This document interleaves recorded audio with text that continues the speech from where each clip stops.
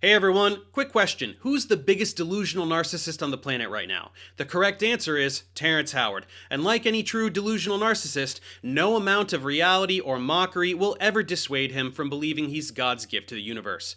What's Terry been up to lately? Let's find out.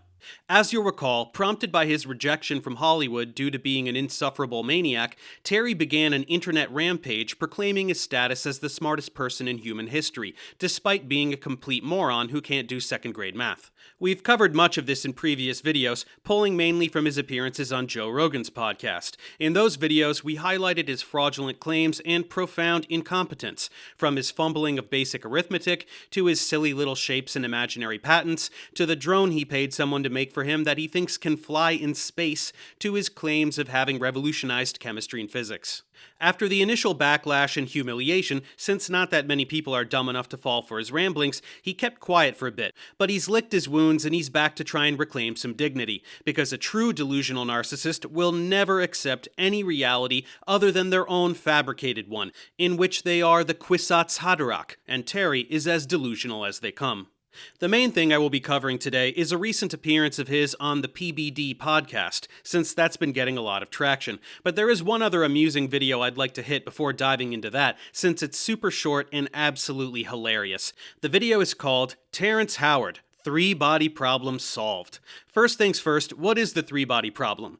Yes, it's a relatively underwhelming sci-fi series on Netflix, but what is it in physics? Well, it's just what it sounds like. It describes the challenges associated with making predictions about a system involving 3 celestial bodies that all exert gravitational influence on one another. When there are 2 bodies, it's very easy to use classical mechanics to calculate what will happen. This would be like one planet going around one star. The math is very simple. Throwing a third body in there, like an additional planet that will perturb the orbit of the first planet and in turn have its own orbit perturbed, makes the math way more complicated. In fact, strictly speaking, there is no rigid, general, closed-form solution for such a system due to the constantly shifting center of mass for the system. It's quite easy to make approximations, which we do all the time, given that we know where all the planets in the solar system will be at any given time in the future, and there are 8 of those. But we are using approximations nonetheless, something which is quite easy for a solar system where the overwhelming majority of the mass is contained in the star at the center, so the shift in the center of mass for the system as the planets proceed through their orbits is negligible. An even better example would be comparing a binary star system to a trinary star system. 2 stars orbiting each other is easy to describe mathematically. 3 stars that are gravitationally bound will generate motion that is chaotic. We can still generate computational models to predict what will happen, it's just not rigidly solvable with a simple mathematical formula like with a 2-body system, which was solved all the way back in Newton's time. There are also special limiting cases of 3-body systems that are solvable, such as when the third body is of negligible mass in comparison to the first 2. So really, it's an interesting aspect of applied mathematics, but it actually isn't some enormous catastrophe for astrophysics. We can model celestial dynamics very successfully anyway. So that's what the 3-body problem is. Terrence does not know what the 3-body problem is. I mean, he genuinely has no idea. Like, didn't even bother Googling it to get the gist of it. And yet, through divine providence, Terry has solved it. He solved something that is literally impossible to solve, and he did it without even knowing what it is. Isn't that something? Here he is now, enlightening us with his supreme wisdom. Not in front of a whiteboard where he can show us math, heavens no. He's just in some random place outside. Obviously, because he's a super thoughtful and supremely wise sage that is one with nature. You wouldn't understand. Just watch.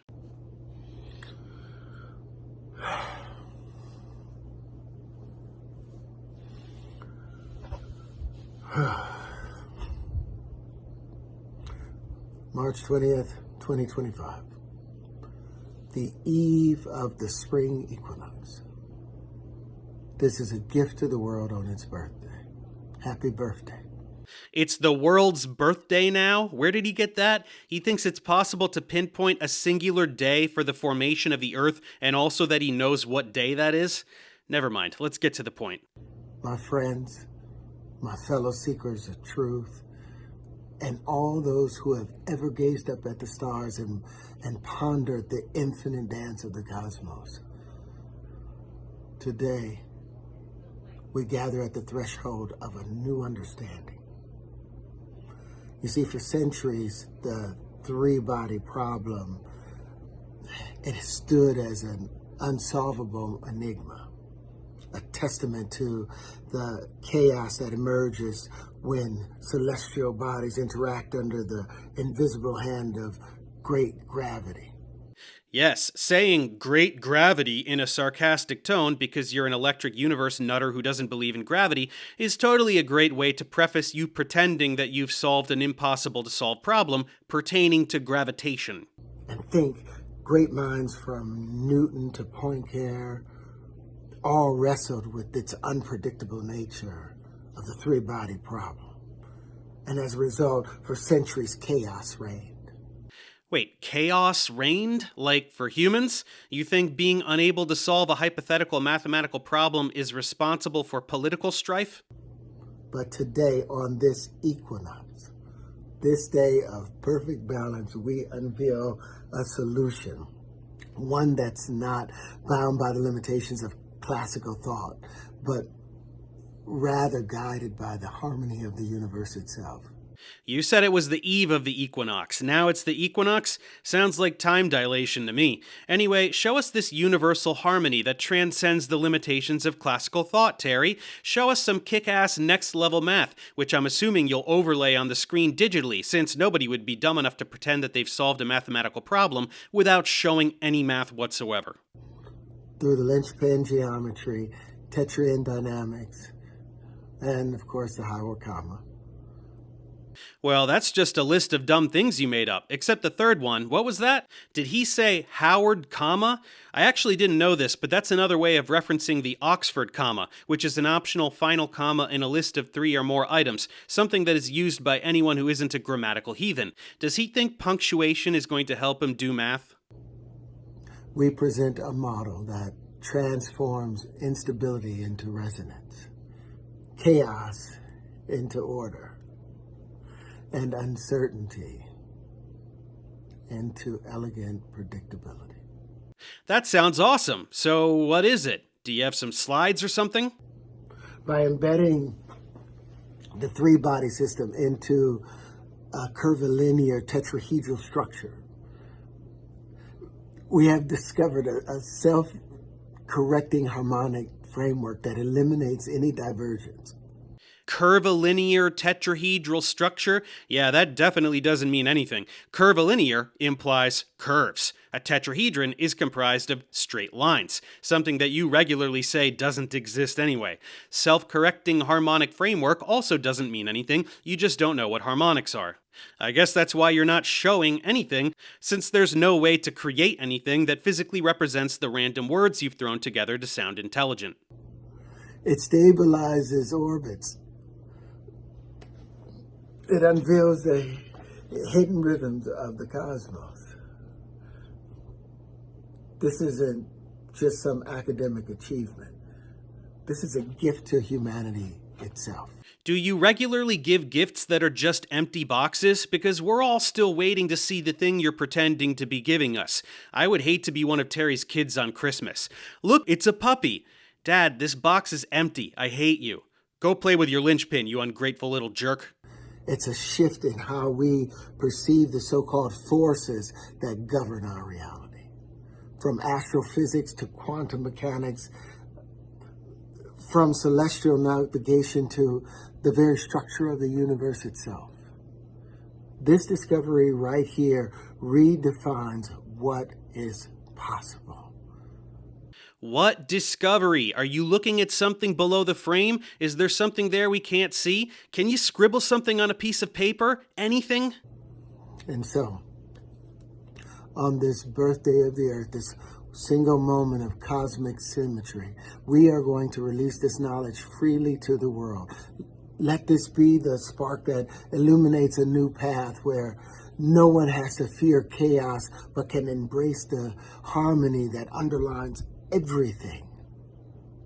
This is the dawn of a new understanding. I don't know about all this cosmic symmetry bullshit, but if you want to give us a new understanding, you have to first show us that you understand a single word you've said in this entire video, because it sure sounds like you don't. Let us step forward together on March 20th, 2025.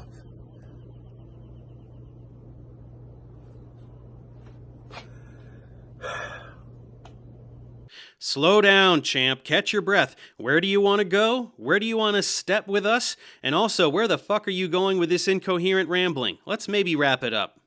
This is the day the three-body enigma was solved. Happy birthday, world. By Terrence D. Howard and Chris D. Seeley. Who? Chris? Christy? What? Is that your imaginary friend, or do you have a mathematician tied up in your Airbnb? How many different hallucinogens are you on right now? Amazingly, that's the end of the video. I have no idea why he thought it was a good idea to post something so profoundly idiotic. Is there really nothing else? Let's look at the description. Here's a link. Wow, a website. Lynchpin. Aw, his cute shape. What are all these tabs? Materials. Our services? Oh boy. Choose a package. Basic package. What is he running, a fucking spa? Oh no. Maybe you want to launch a business, creative project. Oh shit. This is it. This is the grift. Let's try the deluxe package. Creative project. Wait, isn't this the same exact description? For $500, it better come with a shit ton of these towels. Gold package? It's the exact same thing again, but with a bathrobe and a candle. You guys, I was not prepared for this. Oh, but let's see what they are saying. Lori says that it all begins with an idea. Yeah, that makes sense. What about Jamie? Oh, same quote. Maybe that's a mistake. Lindsay? Fuck me, Lindsay says it too. What are the odds? Well, it looks like Terry is as good at running a scam website as he is at doing basic math. Good God, this is the most pathetic thing I've ever seen. Let's try merchandise. Okay, some drones which are clearly CGI and don't actually exist. Ooh, some snazzy lights. No prices listed, but handcrafted by Terry. I'm sure they work and everything. Ooh, t-shirts. 1 × 1 = 2, obviously. And here's one where he has a square root going across an equals sign. Classic Terry. Now let's try knowledge base. Wow, look, it's three-body problem stuff. Maybe he has some math after all. Let's try resolving the three-body problem. Hey, look, a thing with words, and it's a whole 3 pages. By Terry and Chris D. Seeley. That must be who he was talking about in the ayahuasca video. Let's see if we can find out who this is. 3D modeling, physics simulation, and scientific visualization at the Church of Truth, Love, and Consciousness. Oh, so he's some random dude that Terry pays to make his Blender animations. Got it. Ooh, a publication. The geometry of the proton and the tetryon shape. Yeah, that checks out. Okay, back to the fake paper. Wow, it accurately states what the three-body problem is. That's unexpected. Okay, 1.2.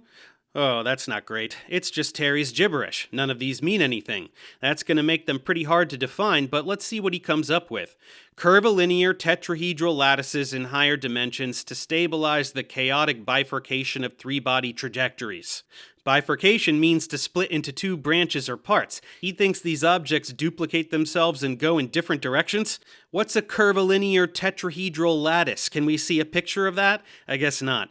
Wow, look at this. It's math-looking stuff. This must be what Chris was for. Okay, function kappa of t. What's kappa? He didn't define it. That's a shame. The sum of the absolute values of the differences of the 3 positions? How is he defining these positions? I don't see any axes. He thinks positions are scalars that can be subtracted? Harmonic scaling factors? Where? What?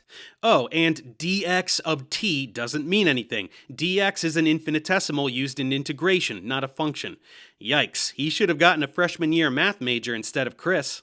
Bifurcation through I and -1 dimensions? How adorably meaningless. He thinks dimension means realms or something spooky. To further correct chaotic instabilities? I didn't know he had started. He's got the multiplication symbol from grade school in there, since that's as far as he got. He definitely doesn't mean cross product, since these are functions, not vectors. And he's got f of kappa and g of kappa in there, kappa being the function we just saw, not a variable. So he's taking the function of a function, and the new functions are not defined, except to say they are curvature-correcting harmonic functions. Cool, did you want to display them, Chief? No? You're just going to describe them vaguely? Got it. Ooh, the Howard, harmonic correction, h of kappa. This one has calculus in it, you guys. This function is the integral from 0 to t of gamma of kappa t prime dt prime, which equals approximately 0. Holy shit, that's a lot of stupid. In calculus, the prime symbol denotes differentiation, so he's trying to differentiate his infinitesimal while pretending that a function of one variable can equal the integral of a function of that variable and another variable, and this must be approximately 0 without actually evaluating the integral, which of course is impossible since none of these functions are defined. Wow. What's next? Summation notation? What are we summing up here? Unclear. The perturbative Hamiltonian? Wow, and he does use the letter H and everything. Of course, just the letter, not the actual operator symbol, and which would have absolutely no application here whatsoever anyway, since it's used in quantum mechanics and thus has absolutely nothing to do with celestial dynamics. Also, these double brackets can't possibly mean anything. If it's absolute value, then putting it twice is redundant. Sometimes double vertical brackets mean taking the norm of a vector or function, but these R terms are neither vectors nor functions. He also has H depending on h of kappa. Proof of periodicity. M of kappa equals, and then nothing on the other side, switching instead to stating that R belongs to three-dimensional space, the gradient of h of kappa equals 0. This is mathematical gibberish of the highest order. I repeat, this is not real math. This is what people who don't know any math think real math looks like. It's like going ching chong ting tang and pretending you're speaking Mandarin. Computation, validation, and results. We perform numerical simulations? What the fuck is a numerical simulation? You mean doing math? That's funny, I haven't seen any yet. But don't worry, these imaginary simulations resulted in orbits stabilizing along resonance nodes. Orbits of what? Where? Can we see it? Also, you think that the three-body problem is supposed to stabilize trajectories of orbits? You're confusing math with science, kiddo. This is my favorite part. Classical solutions, chaotic divergence with unpredictable trajectory bifurcations. Trajectories can't bifurcate, and there is no classical solution. Corrected solution, stable periodic orbits, stabilized by harmonic nodes. Orbits of what? Stabilized where? Harmonic nodes who? This is pathetic. And they finish with discussion and future work. They're already thinking about future work when they haven't even done an ounce of work to begin with. It's very clear that one of two things is true. Either Terry paid someone who also doesn't understand math to write some super short mathy looking thing, or somebody who doesn't understand math convinced Terry that he understands the gibberish Terry spews and can make math out of it, and then got paid to do that. Now it's here on this website so that the most gullible people alive can glance at it, think, gee, that looks like real math, I guess, and then buy one of his $500 spa package life coaching sessions with the bonus bathrobe. Ridiculous. Now we're going to get to that podcast episode, but first a quick message. In this post-truth era, it's tough to stay informed. Whatever's going on in science or politics, there are so many narratives being spun, how can you be sure that a particular news source is reliable? For example, RFK is in the news right now talking about autism research. What is it all about? You know the coverage is going to be all over the map. Praise, condemnation, so what are the facts? You could read 100 sources and compare, but who has time for that? The solution is ground news. Ground news gathers related articles from all over the internet and provides you with context about each source's political leanings, reliability, and ownership, so that you can quickly get the bigger picture. For the RFK story, ground news turns up 356 sources. We get the breakdown of their political leanings. We get a bias distribution. This one seems pretty balanced with its coverage. Ground news provides some bullet points as a summary, and then we go to the headlines. Each one is accompanied with information about the source, who owns it, a factuality rating, and more. We can read about a sadistic attack on children's health, as well as claims about revealing the cause of autism. How can these be so dissimilar? We can learn a lot about the story by identifying trends in the language the sources select, and this is very useful to me if I want to not only cut to the truth of an issue, but also analyze the tactics that are being used by propaganda peddlers. Cut through sensationalism and bias. Avoid algorithmic filter bubbles to access different viewpoints. Go to ground.news/PDE or scan this QR code to subscribe for 40% off the Unlimited Access Vantage subscription. That brings the price down to about $5 a month. That's ground.news/PDE or just scan the QR code on screen and subscribe today. Alright, back to making fun of Terry. Now, I had never heard of this PBD podcast that he was recently on, but it's hosted by a guy named Patrick Bet David. And unsurprisingly, he is also complete garbage. His background is in finance, getting his start as a financial advisor in banking before starting his own multi-level marketing agency Scam, then recently pivoting to low-effort sensationalist entertainment, exploiting conservative biases to insulate himself from criticism of his scamming. I don't feel the need to expand on what a fraud this guy is, since I focus on covering charlatans who promote science denial, and plenty of other people have already torn this guy to shreds. But a quick look through his previous podcast episodes will at least serve to demonstrate that his content is total horseshit that is not worth watching. Flat earthers, pseudo-archaeology frauds like Graham Hancock, Randall Carlson, and Billy Carson, Big Pharma exposed, Zionist mouthpiece Douglas Murray, lies about voter fraud in 2020, and of course Trump himself. That makes it the perfect place for Terry to whine about what a super mega genius he is and how none of the stupid closed-minded ivory tower elites will recognize his genius. Let's get to him doing exactly that right from the first second of the video. So after I'm done here today, I'm going to put online the equations necessary to have unlimited energy, just to say f*** you to the world. Interesting. Interesting? I was gonna go with insane. What's most hilarious is that the shitty stock footage of random math equations he overlaid on this stinger intro is the only real math we will see for the entire episode. Can we get Dr. Yu out here, Rob, if you don't mind? Yes. You guys have never met. Never met. And you're currently working for NASA. That's correct. Wow, I was confused when he said NASA, but then I saw the random stock footage of a rocket and it clicked. Okay, who is this guy? Weiping Yu. Seems like he is indeed a physicist. Also an author, a radio show co-host, founder of Yuan theory. He describes it on LinkedIn. Oh, okay. A super awesome theory of everything. So he's a crackpot following in the footsteps of Michio Kaku and Eric Weinstein. That checks out. Sounds like Terry found this guy, offered him a bunch of money and publicity to pretend that his bullshit means something, and then covered his tracks by having PBD say, "You guys have never met."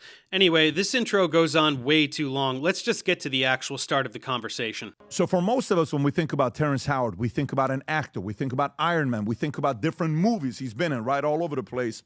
But one day in 2019, when he retires, he talks about he has some findings. He has certain patents. He has 90-plus patents. He didn't retire. Most of Hollywood just refuses to work with him. And we've already dealt with this 98 patents bullshit. That's just a lie. So this should be rich. And then Terrence and I start speaking, and he says, I want you to put my white papers through any kind of AI to look at it and have some folks look at it. Well, we just saw how pathetic his fake paper is, so that's not going to go very well. Hopefully that happens during this interview. When you and I were speaking, we're going back and forth. And Pat, can you read this? Can you read that? Can you read this? And I'm reading it. It's as if I'm reading a different language, right? Because this is not my space. I'm not in this business. I'm not I'm good in numbers when it comes down to financials, but different when the numbers that we're talking about here. However, yes, you never studied any math, so you can't tell that this is a bunch of fake math. That's not surprising. And of course, Terry is rocking the goddamn Panama hat and headphones over the hoodie yet again, so he clearly hasn't had any sense knocked into him over the past few months. Let's go. So then we decided let's now challenge the idea of gravity. And in comparison to a resonance model, like the universe is not based upon force, but based upon resonance, but based upon harmonic frequencies. So we decided let's put the linchpin in the proper place, and since we are saying that this is the common factor, that everything comes from it, let's put a number of linchpins in rotation and see if we can rebuild the planet Saturn. And we're off to the races. Terry is in a permanent state of mania. It's breathtaking. Gravity exists. You don't know what resonance means. Forces definitely exist. You don't know what frequency means. Putting your dumb shape in the proper place doesn't mean anything. Nothing comes from your dumb shape, and you've never built a planet. I already regret deciding to do this. Well, we were able to do that without gravity, without dark energy, without dark matter. And without animation. Literally rebuild the planet Saturn in a simulation with the hexagon at the top of it. And we were like, okay, they will take this seriously. People don't take it seriously because it is specifically an animation. You've never simulated anything. I forgot, you don't attack somebody's God. Gravity has been their God for a long, long time. Who's God? The traditional scientists? Science, all of the world. Gravity isn't a god, it's just a thing that exists and we study it. You should crack open a middle school textbook and start learning about it instead of humiliating yourself on the internet. If I'm on a set with you doing a movie, would I meet this Terrence? Like, if we're sitting, we're not shooting, we're sitting, we're waiting for something, are you speaking to me like this or no? This is the only Terrence there is. Terry is telling the truth here. He's always acting like this. Many other actors have reported that he never shuts the fuck up about this stuff on set, which has to be incredibly annoying when you're preparing to shoot a scene. The only Terrence there is the one that's trying to change the world, that's trying to provide the free energy, that's trying to provide the new geometry that will allow us to fit with the universe instead of competing against the universe. Again, Terry doesn't know what free energy is. He thinks it means not costing anything. He doesn't understand 8th grade geometry. And I don't know about you, but I'm pretty sure I fit in the universe just fine. And I'm sure as shit not competing with it, so this is meaningless. I would love to talk to Mel Gibson, because Mel, I see his mind always jumping. You haven't? I haven't, have never had the pleasure of meeting him. You've never met Mel Gibson? Never met Mel Gibson. Oh. Yeah, Mel's a little busy making another shitty Jesus movie at the moment. Also, since you think you're God, that would probably upset him. He's not a big fan of blasphemy, and he's a hitter. Oh wait, that's something you have in common. Wife beating. Maybe you'll get along like peas and carrots after all. Because there are no straight lines. Every action has an equal and opposite reaction. The greater the action, the greater the reaction. The greater the reaction, greater the resistance. The greater the resistance, greater the curvature, which means everything is curved. So measuring the universe with straight lines and with flat planes is an illogical and irrational thing to do if you're measuring curved, living, moving reality. And that is what they refuse to change. Straight to the classics, I see. Hey, dumbass, there are plenty of curves and curved surfaces in math. They're kind of everywhere, starting in 7th grade algebra. Stop whining about what mathematicians are doing when you can't even keep up with little kids with braces. When even watching Weinstein, Eric, with you, it's like, look, we love what you're doing. And you know, but stop doing it. Yeah, but stop doing it, because peer review, you're not one of our peers. You're not qualified enough to get a peer review, but we'll give you an opinion on this, right? That was kind of like the establishment side towards you.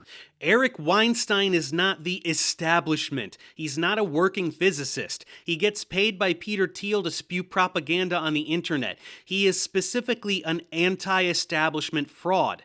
That's why he was more charitable to you than any other educated person would be, because he pushes an anti-establishment narrative, and yet he still had to explain how everything you say is wrong and dumb. What was your biggest takeaway after your 4 hours with Eric and Joe, and what's happened ever since? Well, I gave Eric a great deal of grace. You know, he was a little rude and cut me off a lot of times, but that's the nature of being in a position of authority. You didn't give him grace. You were a clueless toddler that was exposed as being utterly incapable of discussing mathematics with someone who does actually understand it. And the interaction through minimal coupling of the matter with the force that's in the line above. Right. And then the last 3 terms are the fudge factor due to Peter Higgs, because when he found out in the late 50s, everyone watched you humiliate yourself for several hours nonstop.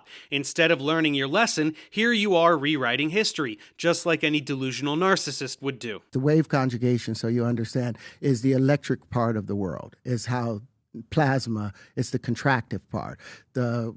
All shapes are the expansive stuff that describes radiation's work. The linchpin is the constitution between the two. It's the friend. It's the translator between the big and the little. So you understand PBD. You understand now, right? It's really simple. One shape is electricity, other shapes are expansion, this other thing is a pocket translator, magnetism is cookie dough, and buy my self-help book for 5 easy payments of $19.99. And I took all these things to his house. I thought he would evaluate them. I thought he would send them throughout his friends. And then I watched him go on Piers Morgan and literally say that 99% of everything I said was bathwater, was bullshit.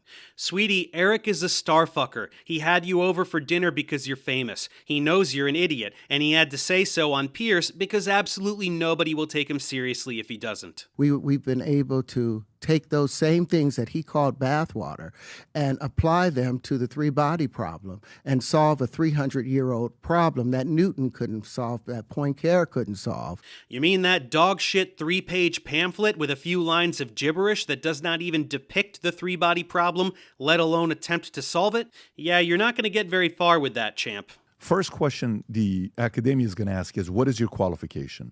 What is your education? Where did you go to? And it seems like some of these guys came out and said, well, that school this, the school that. No, this is just something grifters say. If you actually had something, nobody would care about your credentials. Because I went over to South Carolina University, and I took them over at the time I had a company where we were growing diamonds through not high pressure, high temperature, but through chemical vapor deposition. And the conversation I was having with them, and they were talking about giving me an honorary degree, should have been in chemistry, because that's the stuff that we were doing. We were transmuting one thing into another thing. So when I went on that other show and I had my honorary degree that was given to me, I had no idea it was in humanities. I thought it was going to be in the thing that I went to talk to them about. You've never grown diamonds. Even if you had, you would not have been transmuting elements. Even if you had, that would be physics, not chemistry, so you don't know what chemistry is. A university gave you a fake degree as a prize because you're a famous actor. That's all. Credibility after 1 times 1 times 2, 1 times 1 equals 2. How do you come up with that conclusion? Well, if I was wrong, then they wouldn't have made such a big stink about it. Totally. Anyone can make up any bullshit they want, and if other people explain how it's wrong, it must be right. Nothing wrong with that logic. What a moron. If he wasn't such a narcissist, he would just admit that he was wrong about his crappy arithmetic. That would lend him an ounce more credibility with the other bullshit he spews. But narcissists never, ever admit they're wrong about anything. Can you say James Tour? Mr. Farina! Because they have 1 times 1 equaling 1. Right. An action times an action without a reaction. And as a result of it, you get this contradiction with the square root of 2 being cubed, having the same value as the square root of 2 times 2, which should say a red flag, a herring right away that there's something wrong with the mathematics. Terry, I know you've watched my content and we've been over this. Cubing root 2 gives you root 2 times root 2 times root 2. Root 2 times root 2 is 2. 2 root 2. I also explained this to you graphically, remember? See how they intersect here? You not understanding basic math does not validate your other totally unrelated, even shittier, even more basic math. Except with the case of the number 2. That's the only prime number that you subtract from another prime number and you end up in a prime number. Why? Because the prime number 2 is a composite number. Jesus Christ. Subtracting 2 from a prime number gives you a prime number? Okay, let's take 29. That's prime. Subtract 2. You get 27. Whoopsie, not prime. And 2 is not a composite number. It's a prime number. Prime numbers and composite numbers are literally the exact opposite of each other. And you just called 2 both a prime and composite number in the same sentence. You're the dumbest person alive. But they've changed that by trying to force that into a prime because they wanted 1 times 1 to equal 1, and the square root of 2 being 1.414, they say that times itself will equal it. So it's all convoluted. It's not convoluted, you're just a moron. Are you saying that root 2 squared does not give 2? Because yes, it fucking does. What is the value of root 2? Yeah, it's an infinite series of digits, so let's just go a bit at a time. 1.4 times 1.4. 4 times 4 is 16. Carry the 1, breezing through the rest, 1.96. Okay, let's try 1.41 times 1.41. What do we get there? Saving some time, we get 1.9881. Now let's do 1.414 times 1.414. What do we get there?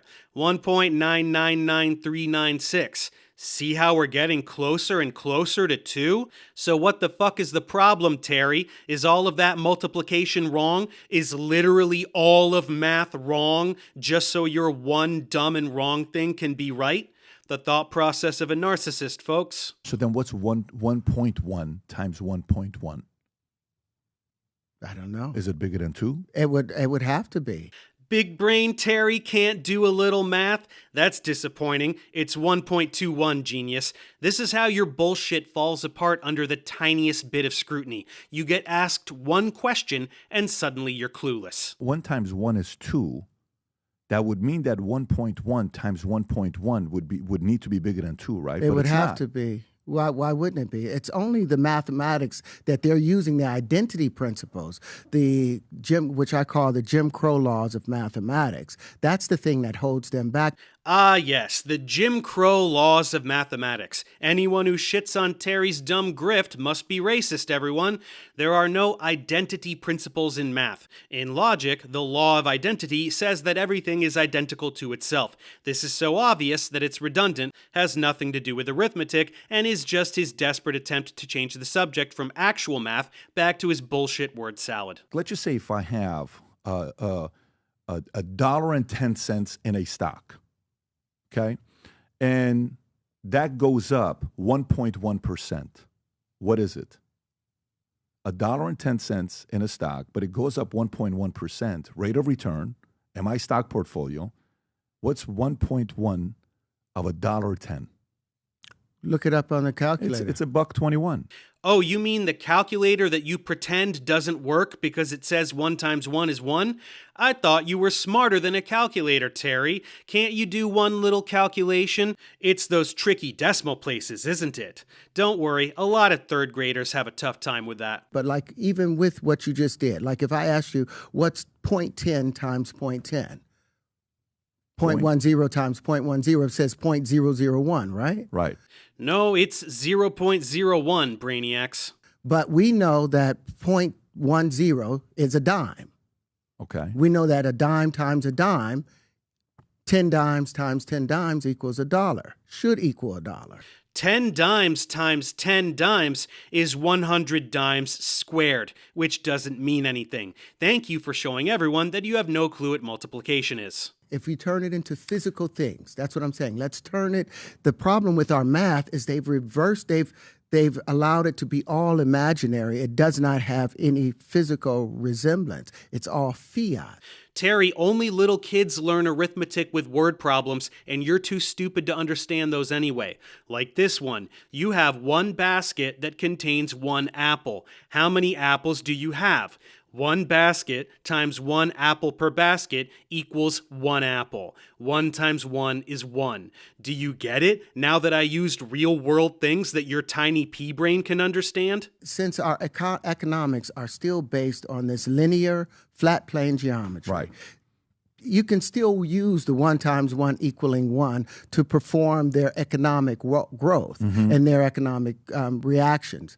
But if you're dealing with universal interactions, you have to, our money may go out linearly and we may measure it on a flat plane, but as far as the universe behaving, how energy behaves, energy curves and wraps back around itself. Energy doesn't follow a linear path.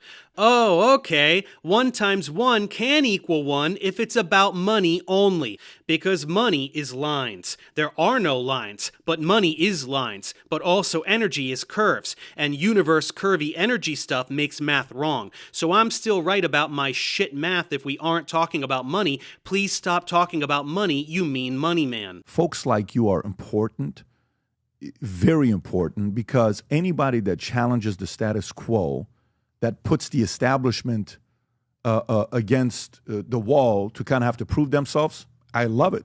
Yeah, Terry being unable to do basic arithmetic totally puts the status quo up against the wall.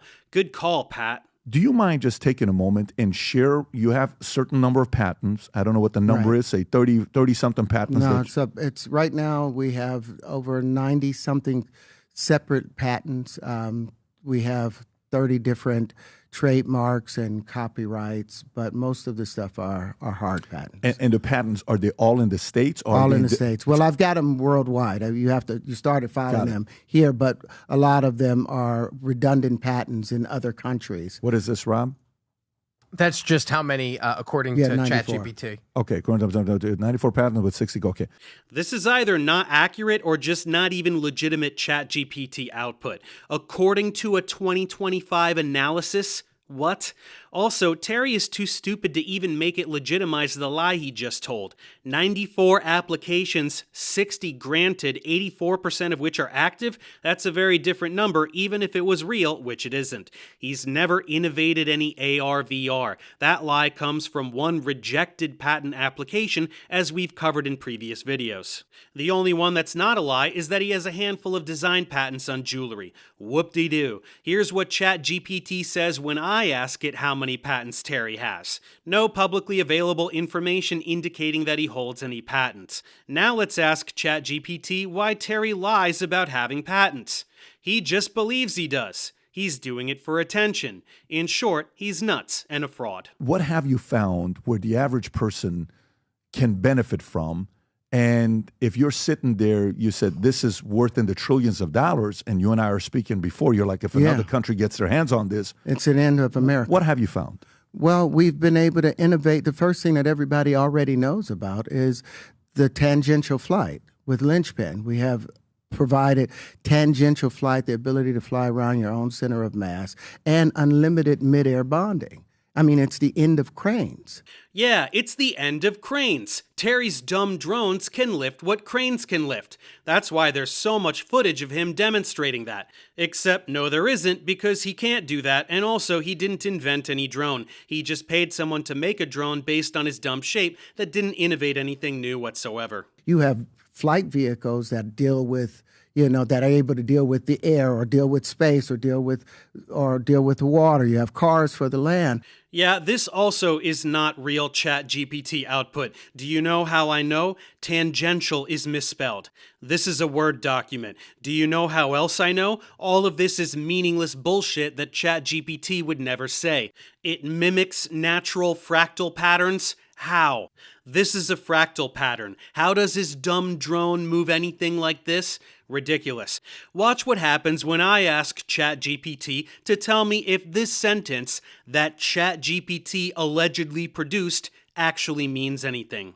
First, it acknowledges that tangential is not a word. Then it says flight patterns relating to fractals doesn't mean anything. Then it says universal geometries doesn't mean anything. Then it says the input doesn't explain anything. In short, it does not convey a scientifically meaningful idea. Geez, ChatGPT, make up your mind. We've innovated with our energy systems, and what I wanted to share with you, one of the biggest things that I talked about with the Howard comma, its ability to pull energy directly from the van der Waals or from the 0 point. We've already provided a means to do that. Adorable. Van der Waals forces are electrostatic interactions between neutral molecules. The 0 point energy is the residual energy that exists in the vacuum of space-time. They couldn't possibly be any more unrelated, and he doesn't know what either of them are, even though this stuff is learned in high school. The same thing when I talked about beryllium, utilizing beryllium, even though there was some idiot chemists that came out and said that what I said concerning beryllium was wrong. Aw, you wouldn't be talking about me, now would you, Terry? Am I such a mean idiot for showing the world what a clueless piece of shit you are? You said that the sound of beryllium causes water to split into hydrogen and oxygen, which is one of the dumbest things any human being has ever said, for about 8 different reasons simultaneously. Here's the clip of what you said and my justifiably condescending response. If you want to break water into its component parts of hydrogen and oxygen, all you have to do is introduce beryllium or the sound of beryllium. and oxygen will violently break away from any other thing, even hydrogen, to bond with that beryllium. Ah, yes, the infamous they. What are they trying to keep from us now? You want to perform electrolysis on water? But how? Not electricity, heavens no. Use beryllium. But wait, not even beryllium itself, just the sound of beryllium. What's that sound again? Yep, that's what beryllium sounds like. Startling, no?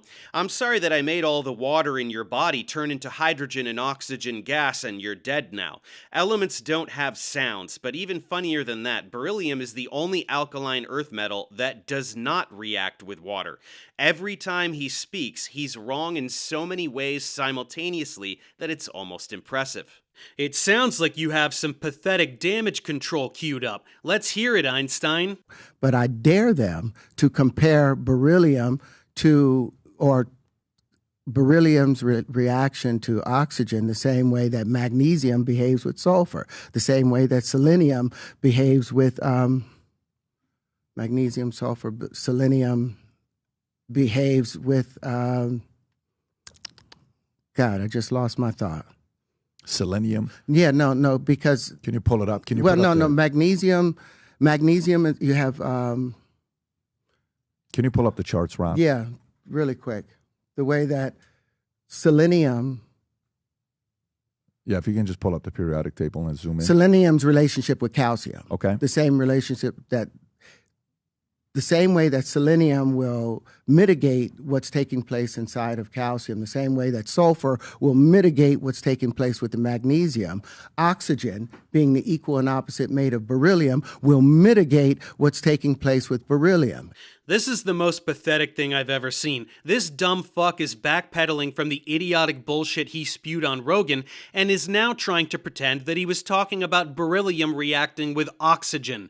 Water isn't oxygen, dipshit. They're different substances. Now, to pretend you aren't stupid, you wanted to impress everyone by memorizing the two elements under beryllium, magnesium and calcium, and you couldn't even do that. But it wouldn't have helped you look intelligent any more than when you rattle off a dozen digits of pi for no reason, because everyone can immediately tell you know absolutely fuck all about chemistry. These elements don't mitigate anything. It's called a reaction. Of course alkaline earth metals react with chalcogens. That's not what you originally said. You were talking about water. Beryllium doesn't react with water, even when heated. And the sound of beryllium sure as fuck doesn't do anything to water, nor is that even a thing that exists. You're pathetic, and it makes me very, very happy to know that my video pissed you off this much. Thank you for giving me that pleasure. So whatever bullshit that was being spoken by those chemists, they do not know what they're talking about. And the problem with utilizing actual beryllium is it oxidates, so immediately the surface of it gets covered, and so the reaction stops. But if you use the frequency of beryllium to separate the oxygen from the hydrogen. Oh, my mistake. He's actually going to try and bring back the original bullshit too. Hey, dumbass, oxidate isn't a word. You're looking for oxidize. What does beryllium oxidize? What reaction stops? When? Why? And again, frequency of beryllium doesn't mean anything. You have no idea what frequency means. We proved that. Science has proven that. Natural phenomenon has proven that. But they want to ignore that. Establishment scientists has proven that? They see it in all of their reactions. That's why they're using a lot of the chemists in a number of the interactions that they have. They'll use beryllium for a particular purpose because it will cause oxidation. And then they have a means by which to reverse that polarization, pushes, whatever was oxidated onto it, and now it opens up the door again for the beryllium to work. There's a number of means for it. They've seen it work. I'm sorry, any human being who listens to a rant like that and can't immediately tell that Terry is completely full of shit is genuinely a stupid person. There is no other way to say it. He has no clue what chemistry is. He has no clue what chemists do. He's never run a reaction. He doesn't know what chemical reactions are. He is desperately grasping at random words, including ones he made up, and stringing them together in a manic state. The secondhand embarrassment is overwhelming. There's the white paper on how beryllium behaves and how oxygen behaves. Who's broken that white paper down? It's just gone up to my thing. I can't get anyone to do a peer review. I've sent it off to publishers. Publishers refuse to review it because Eric Weinstein, Brian Keaton, people came out, said the Dunning-Kruger effect. Terry, you paid someone to scribble meaningless gibberish that only looks like science to morons like you who know zero things about science. You're like that one tone-deaf contestant in every season of American Idol who thinks they're going to be the next Michael Jackson. Deal with it like an adult. So they're saying you're low competent in this topic. That's what they're saying. In this topic. This is what Neil deGrasse came out and said. And so now he owes me an apology. Why?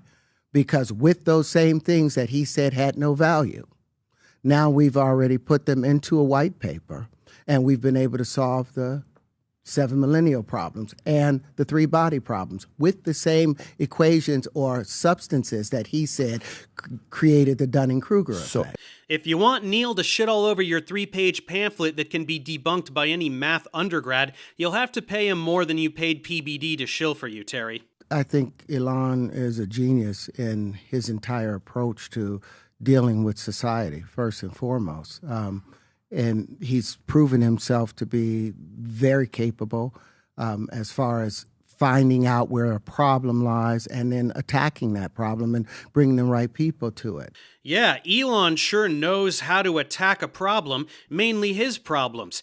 He's been actively dismantling government agencies that were investigating all of his companies for a dozen different forms of misconduct, and that's totally awesome for society.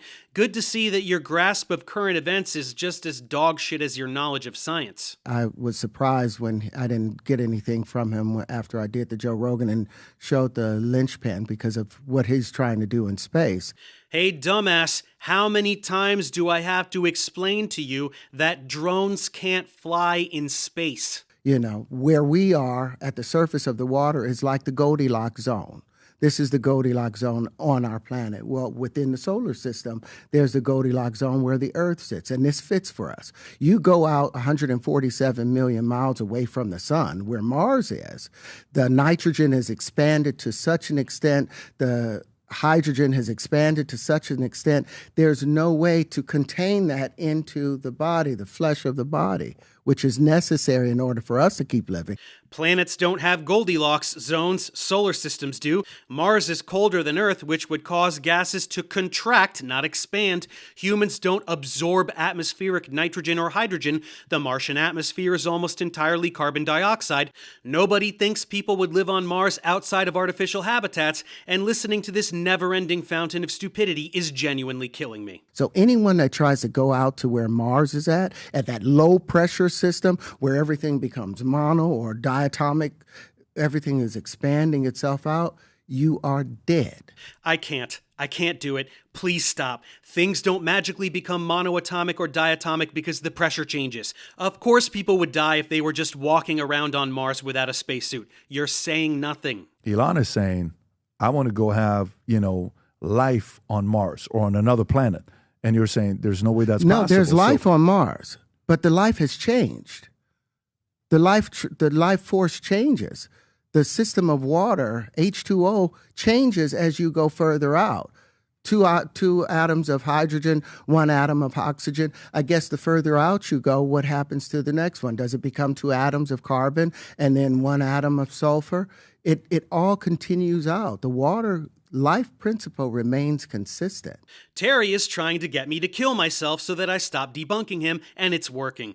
There's life on Mars because I say so, you guys, but it changes because water becomes not water. So life changes because water is somehow life, and it changes to become not water. So I don't know what water is or how chemistry works. This is literal torture. When I first went to Eric and everyone, I was like, well, I'm shy in the mathematics, but I have the geometry, I have the patterns and all this. So what Eric Weinstein gave me was a book on differential equations and gauge theory. Well, what I was able to do with that, now I understand the math enough, and using AI. Hey, dumbass, you don't understand differential equations. This is what differential equations look like. You don't know what any of this means. If I gave you a differential equation to solve, you would shit your pants and start mumbling about pressure conditions. You have to learn what elementary school students learn before learning what third-year undergrads learn. Learn arithmetic, and then algebra, and then geometry, and then trigonometry, and then calculus, and then linear algebra, and then talk to me about differential equations. You're a joke. Can we get Dr. Yu out here, Rob, if you don't mind? Physics based on the training. I have a PhD in engineering physics, and I have did a lot of fundamental research. And so when I'm the founder of called the Yuan theory of everything. Okay, it's time for this guy. He works for NASA, that sounds good, but he has a super awesome theory of everything. That's a red flag. Here's another red flag. You actually, so that's the one, that's a polar, when electrons that's polarized, this is basically one magnetic pole.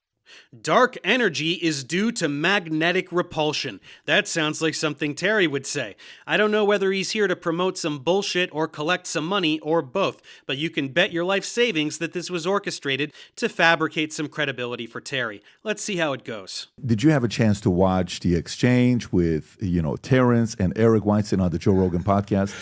Yes.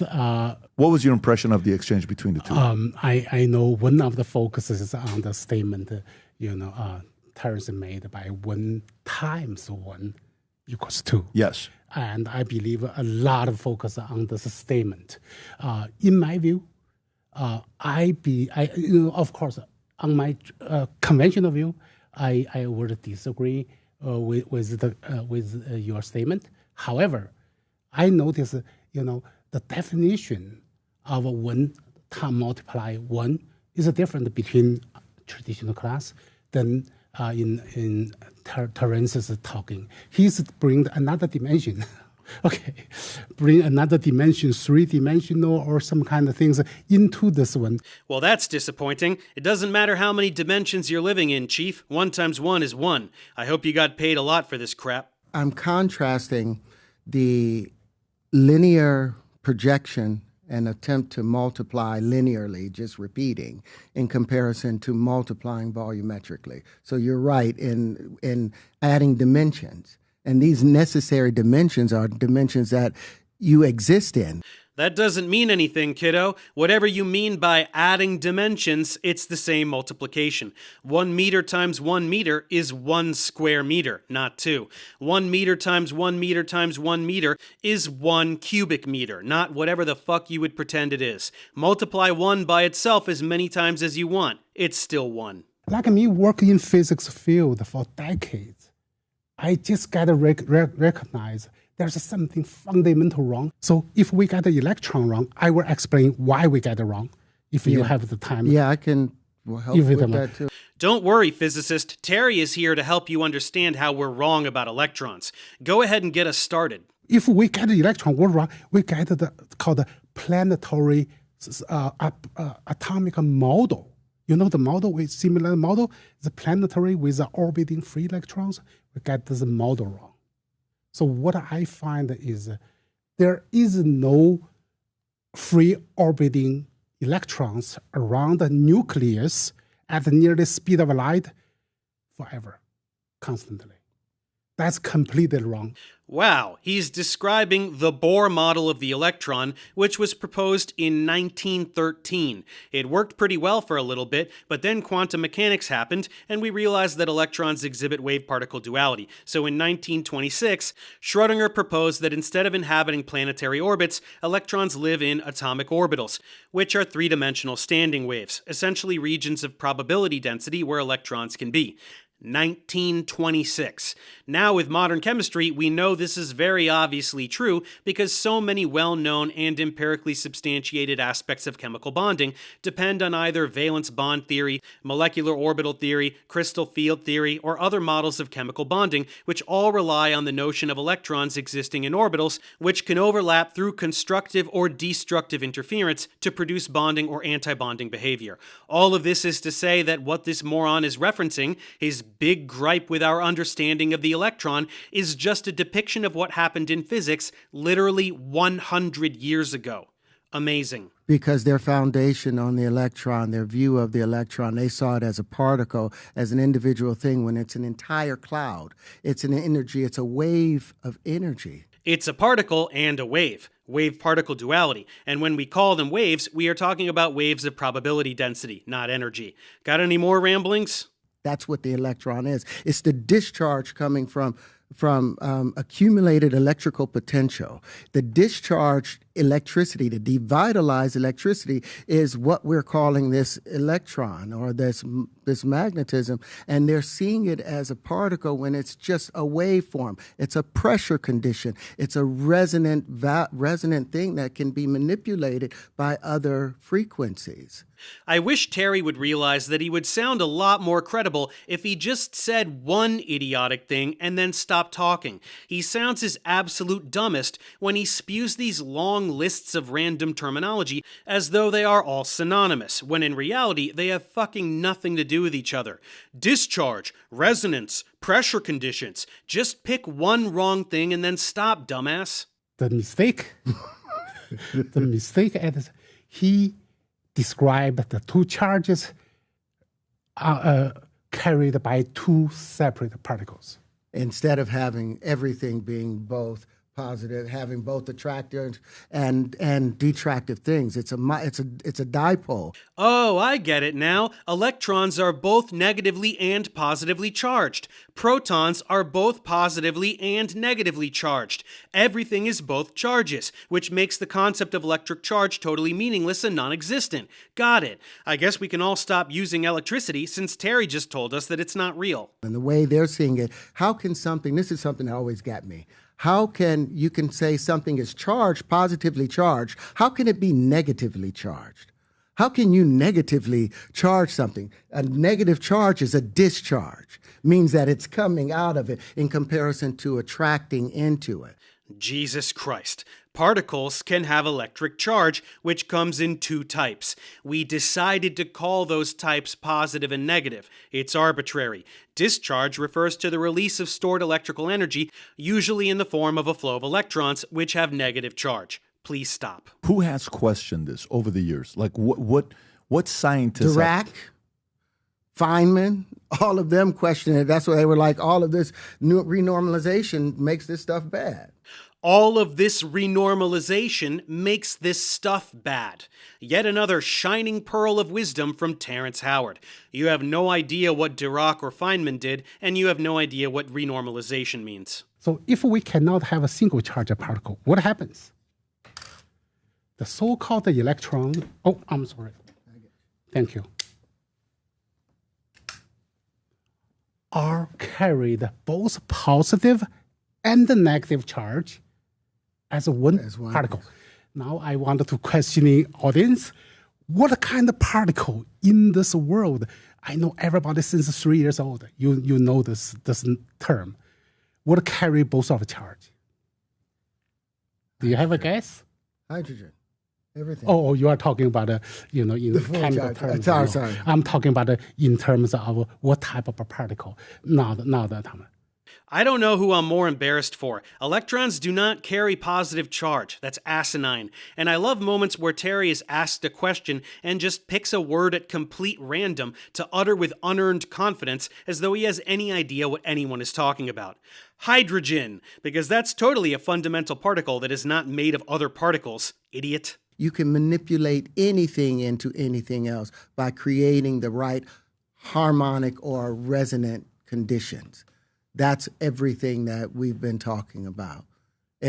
We don't need, the reason it's important is now you're able to manipulate the universe without hurting the universe. We don't have to use barbaric measures anymore. Yeah, we need to stop hurting the universe, guys. When we do science, it hurts the universe. It's so barbaric to perform a chemical reaction or look at things in telescopes. The universe says, ouchie, that stings.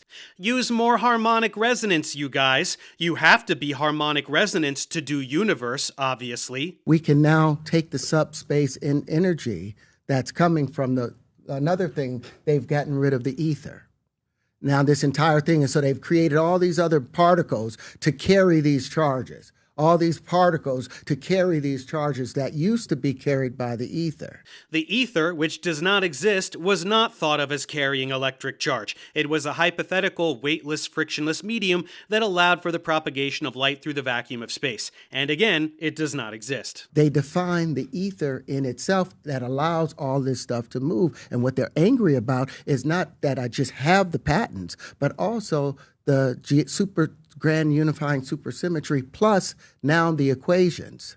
The patents on what, moron? So the ether exists even though no it doesn't, and you've patented the ether? That's like saying you've patented light, except it's worse since light exists. You're an idiot. And for the 10th time, you have no idea what supersymmetry means. And you also have no equations. You have gibberish. Now we can manipulate the energy of the universe to create any condition we want. Now, that's the end of oil. That's the end of big tech because they have to change everything out. But that's going to happen anyway because we're behind the gun. If you're someone who can't tell that nothing Terry is saying means anything, can you at least see through a bullshit claim like this? Terry is pretending that his gibberish will revolutionize the world and create new amazing systems of propulsion and whatever else his hopelessly delusional skull can conjure, and yet he's done literally nothing of even remote substance with any of this bullshit. Put up or shut up, Terry. The solar. Let's use the solar system. You don't see a planet jump into another orbit. Out of nowhere, the planets don't Mercury doesn't jump into Venus's orbit. That's what he's talking about. There was none of these huge jumps that they were predicting with the electron model. Can you pull that up? Electrons do move between the ground state and excited states. That Bohr's model was limited and did not describe the fundamental nature of the electron doesn't mean that the concept of energy levels does not exist. Learn chemistry. And they believe that electrons spontaneously jump into That's a higher good one. orbits. Yeah. Who's S1, they? S2, S2. Who's they? Eric Weinstein, the standard model. The standard model is particle physics, and once again, this is the Bohr model, which we developed in 1913. You are neither explaining anything that's wrong with it or acknowledging what is right about it, and electrons do move between energy levels. That's how you're able to see anything, genius. Atoms interact with photons from a light source, electrons go to an excited state, and when they relax back down, they emit more photons, which can reach your eye, allowing you to see the object. Standard model of particle physics. It's all based on the quantum But you have to match orbits. it. The so-called physicist just said that the standard model of particle physics is based on the quantum orbits. So the Bohr model for the hydrogen atom, which includes one proton and one electron, is somehow the basis for the standard model of particle physics, which includes a variety of quarks, neutrinos, bosons, gluons, and other particles that have nothing to do with the Bohr model. Great job, dumbass. You're supposed to match it to natural phenomena. Can you imagine if the Earth out of nowhere just jumped into Mars's orbit? What that would do to the solar system? And have you ever experienced that in observing any of the other solar systems? Because what's large happens on the small, and what happens on the small happens on the large because it all has to fit together. No, properties of subatomic particles do not have to correspond with anything in the macroscopic world. That was an incredibly dumb thing you just said.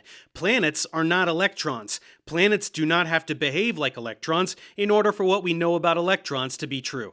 Get a clue. The so-called the ether, I do believe light have nothing to do with a particle. Light is a wave.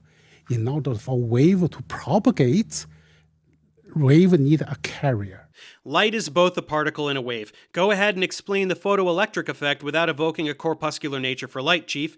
And whining about light needing a medium within which to propagate is just a regurgitation of the obsolete logic that led to the proposal of the ether, which was discredited in the 19th century. The guy is just a run-of-the-mill electric universe crank, nothing more. The necessity of a finite universe, a wave-based mathematical framework. This is what... Which one is this? This is the necessity of a finite universe. Rob, do you have right that? there? I do. Okay. Right there. Let me read it. It says the abstract is, this paper rigorously demonstrates why the universe must be a finite system by employing a wave-based multiplication paradigm, the energy conservation principle, and the fundamental mathematical relation of 1 times 1 equaling 2. We present mathematical proofs illustrating how finite systems inherently how infinite systems inherently violate energy conservation. You have to love Terry fumbling through some gibberish that he supposedly wrote. He got high and spewed his meaningless stream of consciousness to the guy he pays to write this crap. The guy wrote down the most marginally coherent and believable version of it, and Terry is now reading it on his phone with moderate difficulty because he can't possibly produce the gibberish again on his own accord. Very impressive. If you wanted us to put one through Do it- OpenAI, yeah, which would it be? either one. Okay, put that one through OpenAI. See what And kind ask of... what it says, considering it. Here's a breakdown. Interesting idea presented. The paper introduced a wave-based mathematical framework to argue the universe must be finite. Okay, we don't need to hear this guy read this. I'll just show you the screenshots. Again, I don't believe this is actual ChatGPT output. Interesting ideas presented. The paper introduces a wave-based mathematical framework. Well, it doesn't show any math whatsoever, so no, it does not do that. So ChatGPT would not say that. Then it lists some terminology Terry made up and says they are largely associated with Terrence Howard. They are exclusively associated with him because they are meaningless things he made up. And it doesn't do anything to support his claims, if you could even say that it makes any concrete claims at all. So this last one also does not make sense. Then let's throw in some inconsistencies to be charitable and make it seem like this isn't fake. Terry knows 1 times 1 doesn't equal 2, and that's the most obviously wrong thing he ever says, so he'll let that one get thrown under the bus. But of course, the reason is not that it's objectively wrong, but that it isn't peer-reviewed. Got it. His unverified concepts also don't appear in peer review. It's just more closed-minded mainstream dogma, you guys. It's not Terry's fault. His work is non-standard or speculative. More like revolutionary, am I right? Verdict, not scientifically valid. Bold choice, Terry, but don't worry, it's creative and imaginative. If only those stupid scientists would peer review him, that would solve everything. Let's see what ChatGPT says when I feed it this document. 1 times 1 does not equal 2. None of these terms mean anything. The guy doesn't understand physics. No empirical data gathered. No experiments suggested. It's a big bowl of nothing. Because the argument was made that peer review, you're not a peer to review it. Like you're not a qualified peer to review. Is that how it's seen in your world? Where a peer review is another person that's a qualified doctor, schooling, engineer, they've done the right thing to look there. That's the common practice in established physics community. But I believe this is a gatekeeper to silence, to squash, to suppress Really? different opinion. Of course you do, Asian Eric Weinstein. Big science is trying to squash revolutionaries like Terry. It's not just that he's a delusional moron that nobody should ever pay attention to. When will any of you assholes get a new script? But they want to keep their entire livelihood is based upon maintaining their current status quo. And they don't want to change that. Like he said, you get your PhDs based upon repeating what they've taught you before, not by challenging what's been in existence, but by confirming what's in existence. So they don't want to grow. Yeah, everybody who has a physics PhD got their degree by just repeating a bunch of experiments that have already been done. That makes sense. Hey, dumbass, scientists revolutionize their fields all the time, and the biggest leaps in scientific history have involved pushing science beyond an existing paradigm. Scientists discover and develop brand new science every day. You're just too stupid to understand what we already know, let alone innovate anything new. That's why you'll never be anything but a pointless wannabe cult leader. off with it. They see magnets. They don't even see magnetism properly. They don't see it as this expanding centrifugal force, and they don't see electricity as this contracting centripetal force. They don't see the motion of it. Yes, physicists don't see magnetism as the dumb, meaningless thing you're spewing because they aren't stupid. Here's a bar magnet with some field lines. Where is the expanding centrifugal force? What is expanding? What is producing an outward force? Here's an electric current. Where's the contracting centripetal force? What is contracting? What is producing an inward force? What do these two forces even mean? I bet my life savings you don't know. Without quantum mechanics, we only need one single fundamental force, which is motion. Everything comes down to motion. We are talking about the force right now, the regular force in the interaction. Magnetic force. I can't get enough of these little quiz moments where Terry is thrown off his pathetic script. What's the one fundamental force, Terry? Motion, which is not a force, so that's more or less the dumbest thing you could have said. Forces induce motion. This is like if he asked you the temperature outside and you said hamburger. So now people are often talking about the electromagnetic force. So the people confuse about the electrical and magnetism. There's no confusion, moron. Electromagnetic radiation is comprised of orthogonal oscillating electric and magnetic fields. That's why electric currents generate magnetic fields, and magnetic fields can generate electric currents via electromagnetic induction. I repeat, electric currents generate magnetic fields. Magnetic fields generate electric currents. Electromagnetism. You're contradicting basic physics developed by Maxwell in the 19th century. How the fuck did you get a job at NASA? Are you sure you aren't the janitor? Everything is alive and in motion. There is never anything that's still. And we keep measuring things as if they are dead and still and going to remain in this set place when things are not just stuck here. They are always in motion, and the motion is always spherical. The motion is never in a straight line. It's always spherical. And if they make that one adjustment and start measuring things based upon the spherical or spiral nature of everything, then all of their measurements would equal up. Then they would have balance in their energy systems. No, not everything is alive. If everything was alive, the word life wouldn't mean anything. Inanimate objects are not alive. Nothing can be still. It depends what you mean and what reference frame you adopt. You're saying nothing. The motion is always spherical while you trace a circle with your hand. It's never in a straight line. What about when it's in a straight line? Spherical or spiral nature? Those are two different things. So which one do you mean, dumbass? What measurements would equal up? Measurements of what? What would have balance? What energy systems? What is an energy system? You should have stopped talking 20 seconds ago. Terrence, what's your outcome with this information? So in an ideal situation for you, what would you like to see happen? Well, I wanted to see the world change. I wanted to see us get off of fossil fuels. I wanted to see us get off the planet using resonance and no longer burning chemicals. I want to see us using resonance to heal our bodies and no longer using chemicals or oil-based chemicals. What I want to see is the planet change. That was what I wanted to do. I'm not sure that's going to happen.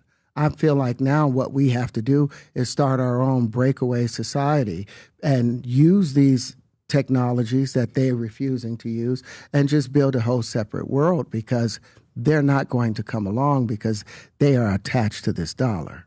Okay, well, you don't know what fossil fuels are or how they are used to generate energy, you don't know what resonance means, and you can barely get off your couch, let alone the planet. You don't know how to heal anyone's body, you just hit people, and this last statement reveals what you really actually want. A breakaway society, huh? You know what that sounds like to me? A fucking cult. Who's gonna lead this society, and what will it be called?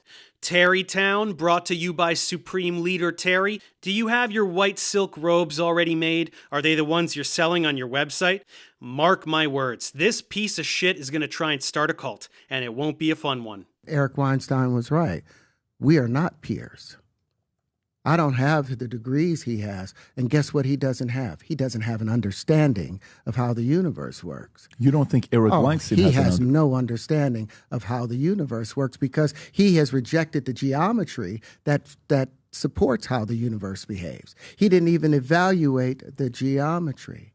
He did not. And then when I asked him about, does an action times an action have a reaction concerning the 1 times 1, he obfuscated. I hate that word. Wow, swing and a miss there, Terry. The word you're looking for is obfuscated. And I'm sorry, as much of a fraud Eric is, he understands the universe way better than you do. And guess what? We are not peers because he doesn't have it. He hasn't invented a new form of flight. He hasn't discovered unlimited midair bonding. He hasn't done any of the things that I've done. He doesn't have any of the patents that I have. You don't have any patents, you've never invented anything, and what the fuck is this? Minect? Get expert advice instantly? Hold on, we need to take a look at this. Holy shit, this is how this 2-bit fraud is trying to make money now. Book me for consultations. How much will that set a fellow back? Wow, that's $100 for a text, $300 for a pre-recorded video, and 800, hang on, did you hear what I said? 800, you guys, pay attention to me, $800 fucking dollars per minute to talk to Terry on FaceTime. Do you understand now what this loser is trying to pull off with all this? If even a few hundred morons fall for this grift and believe that he's a super mega future genius with all the answers, he can bleed those morons dry for all they're worth, continue to evade all of his assault and domestic abuse allegations, and fund whatever bizarre lifestyle he's grown accustomed to from being a Hollywood actor. He is as if snake oil became a person. Astounding. If I go to DJI, I bet you they won't hesitate a moment to use Lynchpin. And then the U.S. is unable to use them. And then what happens to it? If I give my energy system to another country, what happens to it? The same energy system that they're trying to squash here. What happens to this place if I do that? Careful, White Ping. I know that Terry's delusions are hilarious, but you're smiling a little too much. You're gonna blow up your spot. Terry paid you good money for this, so don't screw it up. You have to love this pathetic little act. Terry pretending he's some kind of technological mastermind with an energy system, whatever the fuck he thinks that means, that the Chinese want and that will ruin America. You're not Tony Stark, dipshit. You're the loser that got kicked out of that franchise for being an insufferable narcissistic toolbox. Get over it. Do you know that they took away my passport out of the blue? Just took away my passport. First, they said my passport, that I had some child support things, and I was like, that's some BS. Took 4 months to argue that I had no passport issues with child support. Then it's like, oh, it's your taxes.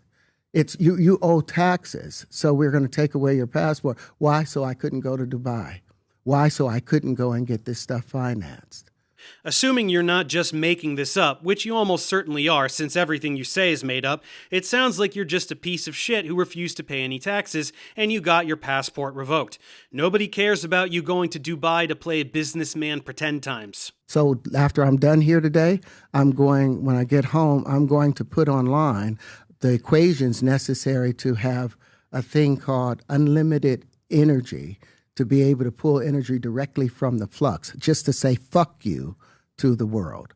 Wow, that'll show everyone. This was a couple weeks ago. Has anyone given a shit yet? No? Not even Eric Weinstein? The Lynchpin helped with the hop vibration and how the Lynchpin could help engage theory. And then I had to rewrite the paper and show him how the Lynchpin makes all of that redundant. He didn't respond. It's sitting there in this thing. He hasn't responded. That's the thing I told you to send over to Brian, because I'm like, let's go to war. Since you're going to call me an idiot, let's go to war. And I want all the papers. Now I want the war to take place through written white papers. So you're not just sitting there talking garbage anymore. Now you have to validate what you're saying, because the papers are here. And if you say the wrong thing, I will sue you now. Yes, the next phase in Terry's plot for world domination is to sue everyone who makes fun of him for being a delusional moron. That should go well. Eric doesn't care about you, sweetie. Neither does Wai Ping. Everyone in your life is using you. How should he go about getting this information out? So he has to be a buy-in from the public, from the physical community, through get basic principle. Got to be shepherded in. Correct. And then What does that mean? come this way and we'll let you in. But you're going to have to let go of other principles that Why you're though? talking Why? about. Why is it like that? It isn't like that. Anyone can self-publish scientific papers on arXiv for free without formal peer review. It's a preprint server, and while it's not prestigious, it's generally well respected. Nobody is stopping you from submitting your chicken scratches except the fact that it's useless gibberish that isn't even fit for a Marvel movie. So you can stop with all this gatekeeper bullshit. Nobody's buying it. I don't believe that's more important than tell the truth and discover the fundamental law of nature that's true to yourself and true to God. Yeah. I believe that's the most important. Really? I thought the most important thing was for it to actually be real science worth sharing with other scientists. But apparently it just has to make you feel good inside and appease your imaginary sky daddy. I guess that's why nobody's ever heard of this jerk before this Terry-funded Trainwreck podcast. Please take the 3-body problem that I've put out there and run that through your AI and see if there's a problem. And for the scientists, please compare it. Have the conversations. Please tell me whether this is true or false. If it's wrong, you'll never hear from me again. I'll walk away. No, you won't. You're the biggest delusional narcissist on the planet. Every single scientist in human history could line up single file, tell you that you're a clueless muppet, and slap you in the face one by one, and you'd still be spewing your bullshit script until the day you die. It's who you are. You went whining to Neil. He politely put you in your place. Eric was playing games for his own purpose on Rogan, but he also rightfully humiliated you. And you've clearly watched me eviscerate your dumb script while crying yourself to sleep on multiple occasions. So you'll have to forgive scientists for not jumping to review your pathetic pamphlet that doesn't even depict the 3-body problem, let alone solve it. People have lives. Magnetic force is coupled north and the south. Mm-hmm. It's a couple. Whenever you two magnets in contact, what happens? If you see now we have a like charge repel, it rotates.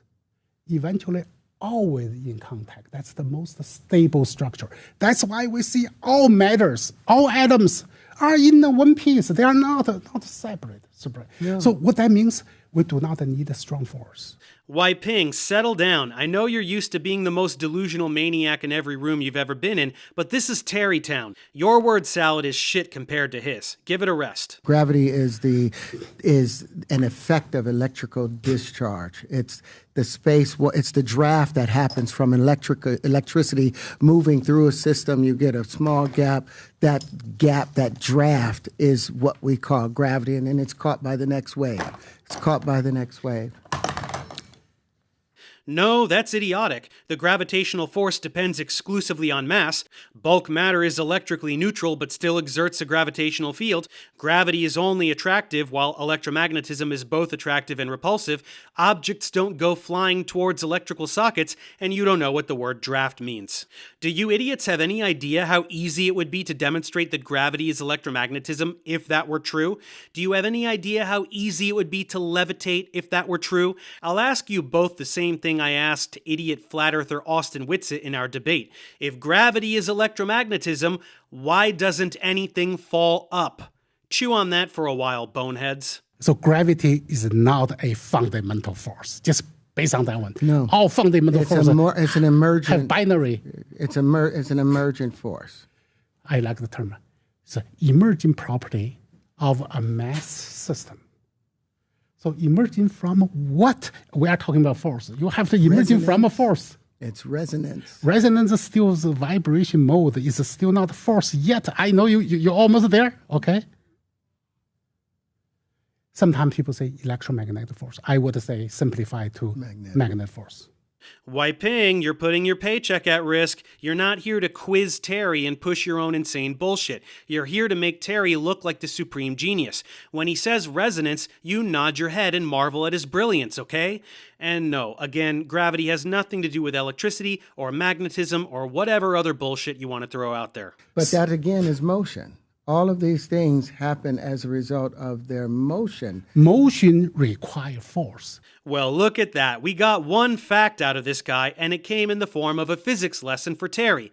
It's true. For an object to have its motion affected, a force must be applied to it. Do you think it'll stick, or will Terry just change the subject?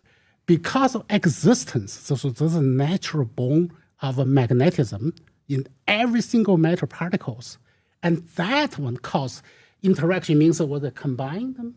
No need, Wei Ping changed it for him and went back to his nonsensical rambling. Oh well, it was nice while it lasted. Newton defined as a universal, called universal. There's a universal gravitational constant. And it was wrong. There is no universal. That's why I was saying constant. gravity at different places is that it changes depending on the distance from something, all of those things. Terry, you half-wit, you're conflating the gravitational constant with acceleration due to gravity. Big G is a fundamental constant found in Newton's law of universal gravitation. It does not change. Acceleration due to gravity depends on the mass of the object generating the gravitational field and your distance from its center. You humiliate yourself every time you open your mouth. Iron Man, it says you were the highest paid guy in that movie at $4.5 million, and they only paid Robert Downey Jr. $500,000. Is that accurate? Maybe. I don't know what they paid him exactly. Yeah, but when you think about movies like that, don't you think like the main guys make 10, 20 million on, per picture? Later on they do. Once they get the lock-in, Robert was smart enough, because I bet you by the third one, he got his 20 million. And I can't fault him. The shit that happened to me. That's just part of the business. Are you sure you can't fault him? Because everyone knows that's exactly what you did for a really long time. You went around whining about how Rob screwed you over and stole your money and ruined your career. Did you think people forgot about that, Terry? Do you think they'll fall for this role you're playing now? Of the nice, gracious, humble actor who wishes everyone well that got all the success you desperately wanted for yourself? I don't think so. Anyway, there's nothing else to say here. There's a semi-viral moment where he claims that Diddy tried to have sex with him, and who knows, maybe it's true. I don't really care. A little homophobia, a little more whining about Hollywood, and that's the end of the episode. Oh wait, let's grab this one last bit. You know what's the best part about this? That you guys don't know each other. Mm-hmm. And by the way, I told you we may have somebody, but I never gave you a name. Never did. Until you came here, you guys met, so you did not know this was going to take place. You know how you can tell when something is true? When somebody keeps repeating it insistently over and over again. That's not a red flag at all. That doesn't make me strongly suspect that this was orchestrated from top to bottom. How would it have been planned that the random physicist happens to be a crackpot just like Terry? It's just a coincidence. Any physics undergrad could tear this guy to shreds, but they got this jerk to be on the show instead. Perfect. Anyway, the amount of concentrated fraudulence oozing out of this episode from all three of these guys was enough to give Rogan a run for his money.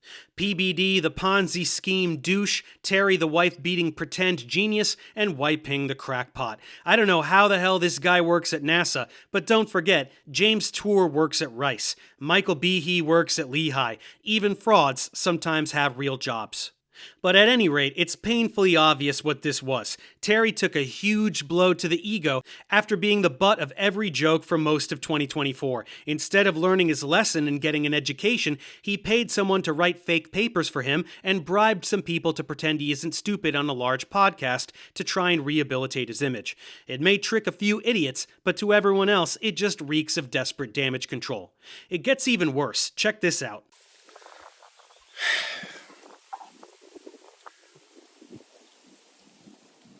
Listen, before y'all talk about me, y'all need to talk to me. You see, once upon a time, if a man questioned another man's honor, he didn't do it from the shadows. He had to do it out in the open, with his name, his chest out, and his chin high. Not hiding behind the keyboard or tucked behind editing clips of fair use disclaimers. Now, I don't want to come off as an egomaniac who thinks everything is about him, but there's an extremely good chance that Terry is talking to me. He was obviously whining about my video for the beryllium bit. That's undeniable. And these comments about editing clips and fair use, I'm just going to go ahead and assume that he's talking directly to me. My first video on him went fairly viral and is now sitting at over 3 million views. He's big mad about how badly I humiliated him, and now this butthurt piece of shit is literally challenging me to a duel. You see, citing Section 107 of the Copyright Act does not give you free rein to defame, misrepresent, or harm another's reputation. Fair use is not a shield for character assassination. Defamation, misrepresentation, character assassination? Well, those terms all imply that I said something false, dipshit. I didn't. I'm just making fun of what a delusional science-illiterate douchebag you are. It seems like you're taking it pretty hard. So here's the simple truth. If you take my words, my image, my ideas, and twist them to feed your fear and inflate your ego, if you profit off of my name while calling me a liar, then be prepared to stand behind your accusations. Because in the old world, men didn't hide behind anything. When they spoke against someone, they had to speak it with their whole being.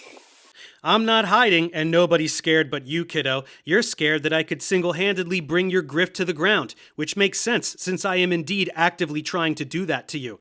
And this pathetic attempt at intimidation does nothing but make me laugh my ass off and want to do it to you more. I'll stand anywhere I please and show everyone what a pathetic, lying piece of shit fraud you are, and I'll do it whenever the fuck I please. You're a powerless little pecker. And if you're going to speak against me, use the same courage that it took for me to say those truths. Man to man, eye to eye. Integrity and in truth. It doesn't take courage to make up science-themed bullshit, Terry. It takes courage to crack open a fucking book and learn something. You should try it sometime. And if you want me to teach you something face-to-face, go ahead and call up Rogan. Tell him you want me to give you a tutoring session on his podcast.